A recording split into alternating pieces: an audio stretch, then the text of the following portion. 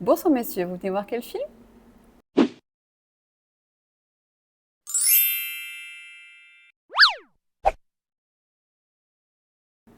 Ah, Dracula. Ah ok.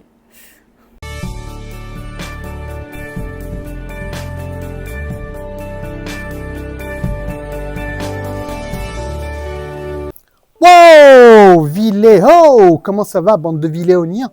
J'espère que tout le monde va bien, j'espère que tout le monde est en forme. Aujourd'hui, nous sommes avec Mr. Frank. Salut. Hello Frank. Donc, qu'est-ce que nous sommes allés voir au cinéma aujourd'hui? Dracula. Dracula, mais pas n'importe quel Dracula. Celui de Luc Besson. Aïe, aïe, aïe, aïe, aïe. Alors, je pense qu'on va avoir beaucoup de choses à dire. Parce que, alors, déjà que le film fait beaucoup parler de lui pour tous les sujets annexes qu'on connaît, hein, annexes au 7e art, je veux dire, que l'on connaît. Bon, c'est la 128e adaptation de Dracula. C'est ça. Environ à peu près. Environ. Donc bon, en plus on a eu Nosferatu il n'y a pas longtemps. Là, c'est encore un Dracula. Bon, moi personnellement j'adore. Donc c'est vrai que je vais voir toutes les adaptations de Nosferatu, de Dracula, de voilà. J'y vais. Voilà, c'est même pas la peine de me demander si j'y vais. C'est sûr, j'y vais. J'aime beaucoup le livre de Bram Stoker. Tout à fait. Comme beaucoup de gens, hein. Voilà, ça c'est pas le problème. Mais je suis toujours très friand de voir comment ça va être adapté à chaque fois. Donc bien évidemment, je pense qu'on peut le dire tout de suite, Francis Ford Coppola peut dormir tranquille. Hein. Son adaptation, pour moi en tout cas, je sais pas toi, mais... Non, il ne se retournera pas dans sa tombe. Voilà, hein, tout va bien. Voilà, c'est toujours pour l'instant hein, la best of the best adaptation. C'est ça. Enfin, pour moi en tout cas. Voilà, je sais pas toi, mais moi, c'est celle-là, ça restera pour l'instant celle-là. Maintenant, pour moi. Oui. Parlons du film qui nous intéresse ce soir, donc le Dracula de Luc Besson. Alors, beaucoup de choses à dire. 2h10, 2h08 près, de film à peu près, ouais. enfin un truc 2h05. Voilà. Et vraiment, pourquoi je vous parle du temps, de la durée de ce film en premier? Parce que je pense qu'on est plutôt, sur ça on est plutôt en accord. Il y a vraiment, mais vraiment, ce ressenti à la fin du film de deux parties distinctes, mais très bizarre en fait. Très bizarre parce qu'on sent que la première heure, c'est fluide, ça s'enchaîne bien. Ça s'enchaîne bien, ouais. Franchement, il y a des idées. J'étais dedans. Tous les deux. Ouais. On était au diapason, on était comme ça. ça vraiment, c'était plutôt fluide. Que ça soit le jeu d'acteur. Très bon. Moi, j'ai trouvé que tout le monde était dans son rôle, quoi. Mais puis vraiment, à peu près tous les rôles. Tous les rôles. Encore une fois, pour la première heure. Vraiment, bon, l'acteur principal avait déjà fait un film avec Luc Besson auparavant qui s'appelait Dogman. J'avais adoré ce film et surtout sa performance, à cet acteur-là dedans. Et je l'attendais beaucoup au tournant pour Dracula. Il m'a pas déçu. Je l'ai trouvé bien. Je l'ai trouvé bien. C'est vraiment un acteur atypique. Il a vraiment cette gueule, cette façon de jouer. Il a une gueule atypique. Faciès. Donc c'est ça passe. Ça passe. Bon, Christoph Waltz, comme d'hab, il est super. Il est super. Enfin bon, le casting globalement est plutôt bon. Même les rôles féminins. Les rôles féminins sont très bons. Bien. Enfin, Guillaume de Tonquédec aussi très bien. Ouais, ça change un peu de le voir là. C'est bien. Voilà. Donc la première heure vraiment, on va dire qu'on sent qu'il y a l'envie de repartir sur les mêmes bases que l'on connaît de l'histoire, mais d'en faire autre chose, d'en faire une adaptation, de changer un petit peu, on va dire, cette histoire que l'on a déjà beaucoup trop vue, beaucoup trop lue, qu'on connaît par cœur. On la connaît. Donc il change un peu les personnages, il change un peu le mode de raconter l'histoire, il ne la raconte pas de la même manière. Et voilà, on a quand même ce champ de bataille au début qui est plutôt bien fait. On a toujours des costumes, des très beaux costumes, ça tout le long, très beaux costumes. Voilà, les points positifs, c'est pour moi le casting qui est plutôt bon, qui est très bien, les costumes qui sont superbes, la musique de Danny Elfman accompagne bien le film. Elle accompagne tout le film, très bien. Et il y a quand même certains paysages, certains plans qui sont... Les paysages sont plutôt jolis. Plutôt jolis. On vous parle toujours de la première heure du film, là. Je resitue. Je resitue. Donc, vraiment, le début, on est convaincu. Bon, on est convaincu. C'est la suite qui va être plus compliquée. Mais vraiment, voilà, c'est une autre manière un peu d'aborder le concept de Dracula, parce que le truc qui va vraiment changer, c'est bon déjà de montrer mais cet amour immense, infini qu'il a pour sa compagne. On le voit, je trouve, on le ressent peut-être encore plus que dans d'autres adaptations. Là, c'est peut-être même à la limite un peu trop, même au début, on nous le martèle pour bien comprendre que voilà, c'est un amour infini, ce qui est très bien. Hein. C'est peut-être un peu trop martelé, mais c'est bien. Après, ce qui va vraiment faire un point de rupture, c'est quand il va enfermer ce fameux notaire dans son château. Dans son château. Voilà, et il va se passer un petit truc d'un peu différent. Et là, limite, bloup, on passe en mode, c'est ce qu'on disait, de salle de ambiance. Entretien avec un vampire. Ouais. Franchement, ça nous a fait penser, sans se concerter, on en a parlé après, on a pensé la même chose, ça nous a fait penser à un entretien avec un vampire, ce côté un peu interview. Qui était très bien. De la vie du vampire. Et ça, c'est une bonne idée, parce que ça change un petit peu. Alors après, il y en a plein qui crieront « Oh mon Dieu, qu'est-ce qu'il a fait ?» Au moins, il a le mérite d'avoir testé autre chose. Il a essayé. Beaucoup inspiré d'Entretien avec un vampire. Hein. Mais par contre, cette partie-là, moi, je l'ai adorée, parce qu'on revoit un petit peu sa vie depuis qu'il est, entre parenthèses, devenu vampire. Et on voit sa recherche. En fait, il y a un gros mélange de Entretien avec un vampire à ce moment-là, et du film et du livre Le Parfum. Il devient un peu grenouille à faire cette invention, à vouloir inventer absolument un parfum pour attirer toutes les femmes et retrouver sa dulcinée, tout ça. Alors après, c'est pas mal amené, et c'est sympathique de changer un petit peu ce concept et de voir comment il a essayé, à travers les époques, de retrouver sa dulcinée.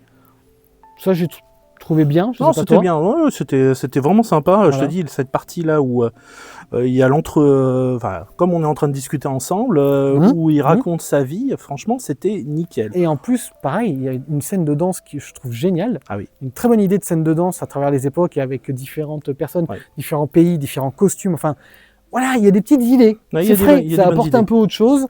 C'est pas mal. Il y avait aussi ce petit côté Jeanne d'Arc à des moments aussi. Presque. On voyait toute la patte de Luc Besson, hein, sur la première heure, on le retrouve. On le retrouve. On le retrouve, je trouve. Ouais. Après, il a essayé certaines... Pendant la bataille, par exemple, il a essayé certains autres plans ou autres montages où là, c'était un peu approximatif. C'était un peu brouillon, Mais c'est pas bien grave, on le retrouve quand même. Je trouve que c'est quand même plutôt... C'est lui. Voilà, on le retrouve vraiment bien. Et il y avait des scènes, par exemple, où dans la prison, dans l'hôpital psychiatrique, où il y a vraiment un jeu entre les personnages, entre la façon de jouer.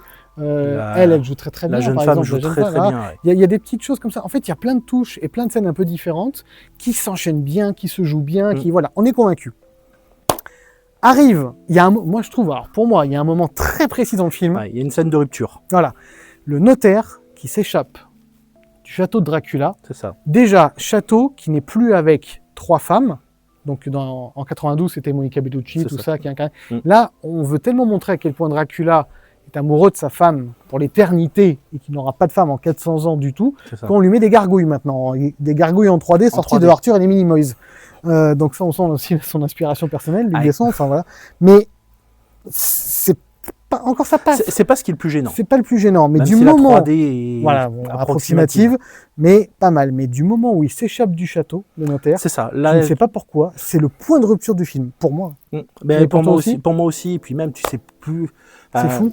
On ne sait plus à quoi servent les autres personnages aussi. On dirait que le film, d'un coup, se relâche à beaucoup de niveaux. C'est-à-dire que, comme tu le dis, il y a beaucoup de personnages secondaires qui, d'un coup, n'ont plus spécialement d'utilité. Ni de caractéristiques, ni même de dialogue, tout simplement. On les met de côté d'un coup. Le château qui paraissait quand même assez immense, d'extérieur, grandiose et tout, dès qu'on voit l'intérieur, en fait, plus on avance dans le film, plus quand même on voit le château et au final on voit rien. On est dans un T5. Il y a 3 pauvres pièces et 2 chambres. Non mais c'est vrai, hein. C'est vrai. Au final, le château d'extérieur, il paraît immense et on nous montre rien de l'intérieur. Très bizarre. On voit vraiment que c'est en studio et que c'est compressé, quoi. C'est réduit. Donc il y a pas, malheureusement, je pense, il peut pas en fait faire cet effet comme il aurait peut-être voulu, souhaiter, avec plus d'argent. Pour faire le film, il peut pas faire cet effet de grandeur. Voilà, on sent que c'est limité. C'est dommage. Même les scènes à travers les époques, comme tu dis. Les scènes de danse sont magnifiques. Mais ce petit effet en caméra inclinée par le bas, très bien. Oui. Mais derrière, on voit que... Ça manque de personnes. Ça manque, voilà. On sent, et ça c'est un peu tout le long du film, on sent le manque pas de budget, mais Si, hein, des contraintes budgétaires. Ouais, des contraintes budgétaires, ça se sent. Mm. Voilà. Autant c'était pas du tout criant dans le Francis Ford Coppola de 92, Oui. hein, tout paraissait extraordinaire. Mm. Là, même s'il essaye de faire tout ce qu'il peut pour le cacher, ça se sent vachement. Ouais. Et du moment donc où le notaire s'échappe, Ah bah là, le film plonge. plonge totalement, Ouais. et malheureusement, il reste 1 heure de film. Mm. Et là, la deuxième heure, elle fait mal. Le rythme est pété. Ah bah, le rythme est plus là. Hein. On est d'accord, il n'y a plus de... Et malheureusement, mais quelle tristesse, on nous vend un amour éternel, une quête qui dure 400 ans, qui et enfin, il retrouve sa bien-aimée, va se résumer en 2 heures. et là, mais qu'est-ce qui se passe? C'est-à-dire que vraiment, même la scène où il la retrouve, il manque quand même l'intensité, quoi. Il n'y a plus l'intensité qu'il y avait. Ouais. On part dans des scènes un peu inutiles, longues, pas très intéressantes. On oublie carrément le passage du voyage du Déméter. Alors là, Voilà. on le fait même pas. Là, les personnages commencent à partir en vrille. Il y a une scène presque grand guignolesque avec Van Helsing, Oui. qui d'ailleurs n'est jamais prononcé ouvertement. C'est vrai qu'il Il dit jamais que c'est Van Helsing. Non, non. Et aucun problème moment. de droit, problème de je ne sais pas. Ouais.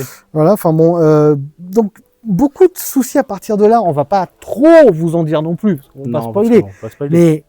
Mais, bah si, on va spoiler un peu quand même. Revenez dans 30 secondes. Je vais noter quelque part spoil en rouge, et quand vous le verrez plus, c'est bon. Mais 30 secondes. La fin mais il met 400 ans à retrouver sa dulcinée. Au bout de 2 heures, il la mord. Donc, il lui donne la malédiction. Il la ramène chez lui. Il la ramène chez lui. Tout ça pourquoi? Et il a même pas le temps de l'embrasser. À peine. À peine. Et là, Van Helsing se pointe comme une fleur. Et lui dit, écoute, libère-la de sa malédiction, la pauvre. Voilà, faut que tu meurs. Comme ça, elle est libérée. Dieu Et t'aime lui, encore. Dieu t'aime encore, alors qu'il Et a crame. renié Dieu depuis 400 ans. Hein. Et là, il fait, ah, t'as peut-être pas tort. Vas-y. Et c'est fini. Le film se termine. Et sa femme, on sait même pas si elle mais- est. Le film se termine à l'arrache, Ouais, mais total. Total. Il ne savait pas comment finir le film. Mm. C'est un truc de fou. Ça se termine comme ça, les gargouilles sortent. En enfant. En fait, mais à la fin, elle est lunaire. Lunaire, quoi. Donc, c'est vrai que, malheureusement, qu'est-ce qu'on retient d'un film en général? Même si on retient le film. Bah, à la fin, La fin, là, et les 20 dernières minutes. c'est ça. Putain, et là, Jack, la dernière heure, ça rame. Et les 20 dernières minutes, C'est quand même un mandat de président. Hein, sur les 5 ans, tu retiens que la dernière. ouais, voilà, bah, c'est pareil. C'est pareil. Donc, pas assez gore non plus. Un petit effet vite fait, c'est tout. Ouais. Pas assez de transformation. Il n'y a pas une chauve-souris, il n'y a rien Non. là-dedans. La scène dans la cathédrale avec les bonnes sœurs était. Voilà. Ce qui C'est est- la scène mémorable pour moi. C'est con, il y a des idées, quoi. Il y a des idées. Mm. Il y a des idées comme ça. Avec cette scène-là, avec même la première fois qu'on voit Van Helsing, quand il prie, Ouais. il y a plein d'idées. C'est con. Mais toutes les bonnes idées, je trouve, sont dans la première heure. Ah oui, totalement. Et après, ça s'écroule total. Donc, est-ce que vous devez aller le voir? Peut-être. Moi, je dirais oui. Pour avoir une autre Voilà. idée d'adaptation de Dracula, peut-être. Ça met quand même bien en Mais- avant la culture française. Oui. Là-dessus, Oui.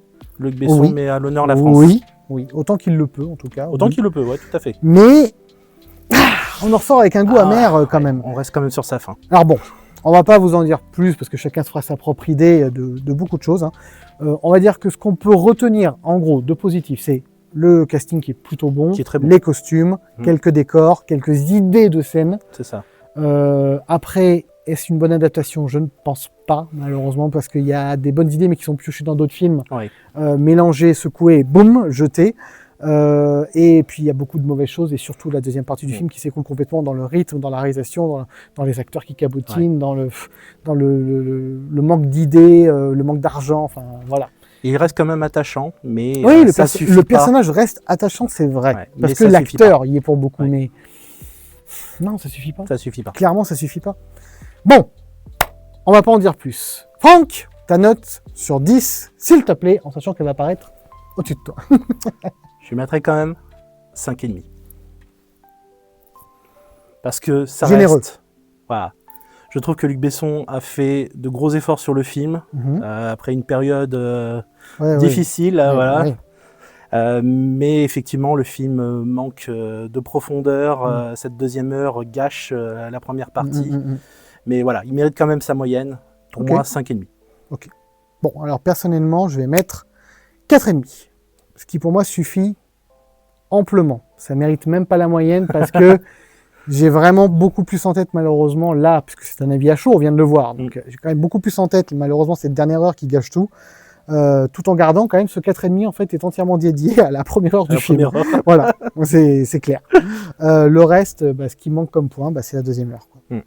Pour ma part. Donc, on espère quand même que vous allez aller le voir pour vous avoir votre avis, parce que bon là, nous c'est un avis à chaud. Hein. Peut-être que demain on aura complètement changé d'avis, je pense pas. Mais là, à chaud, c'est ça. Après donc, réflexion, peut-être que je repasserai peut-être sur un 5.